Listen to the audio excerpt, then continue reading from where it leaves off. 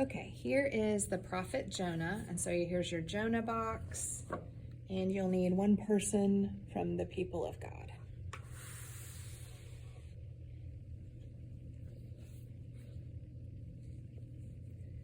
This is the story about the prophets. Today we will hear about a prophet, the Prophet Jonah.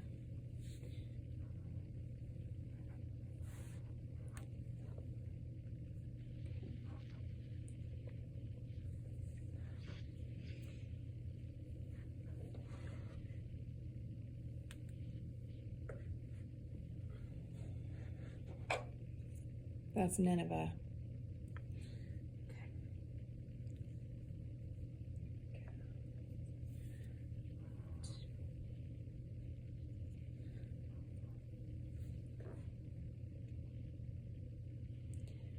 Now the word of the Lord came to Jonah.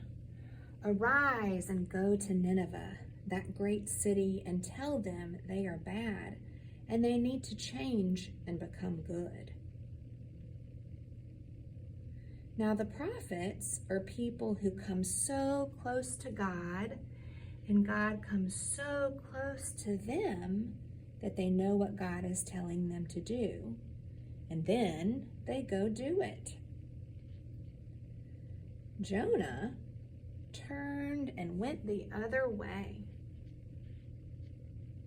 He found a ship that was sailing to Tarshish in Spain. It was as far from Nineveh as you could go. Suddenly, a great storm broke out.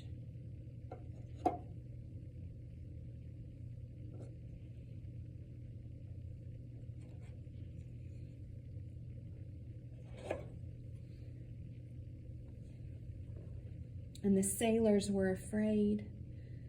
So each one prayed to his own God. They threw everything they were carrying out into the ocean to make the ship light so that it could float. Now, a prophet is someone who helps people know what to do. They went to look for Jonah. And do you know where he was? He was asleep in the bottom of the boat. The captain found him and commanded him to call on his God to save them. All Jonah did was climb up onto the deck of the boat. The storm got worse, and the people were more afraid. They decided to cast lots to see who had made God angry. They wanted to throw that person overboard to get rid of him. Now, a prophet is someone who speaks for the one true God. But Jonah still did not speak. The sailors asked him who he was. He told them he worshiped God, the one who made the sea and the dry land. Then the sailors were afraid. They knew he was trying to flee from God. The sea grew even more troubled, and finally Jonah said, "Throw me in, and the storm will stop." So they threw him in, and suddenly all the water was quiet.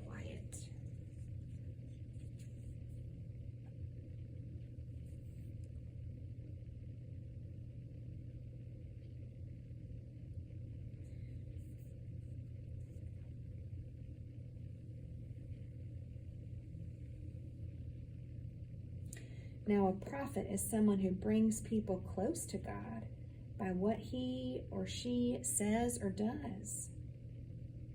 Jonah said nothing. But then the sea grew calm, and the sailors all fell down and worshiped the one true God.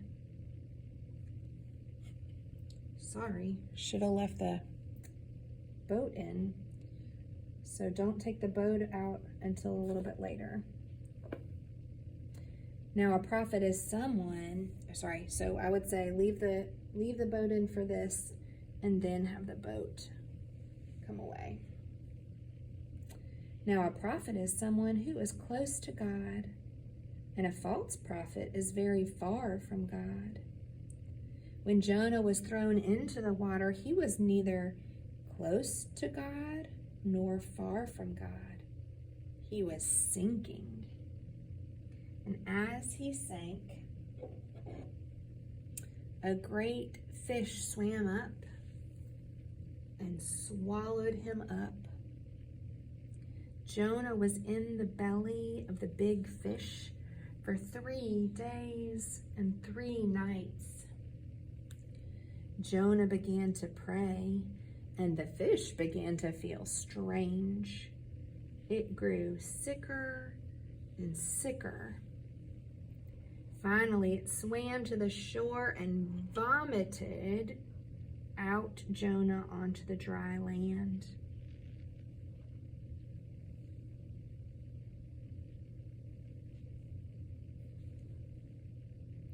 Now the word of the Lord came to Jonah a second time. Arise and go to Nineveh, that great city, and tell the people that they are bad and they need to change and become good. This time, Jonah got up and went to Nineveh. He cried out to the people of Nineveh that they were bad and that God commanded them to be good. God said that they would be destroyed if they did not change.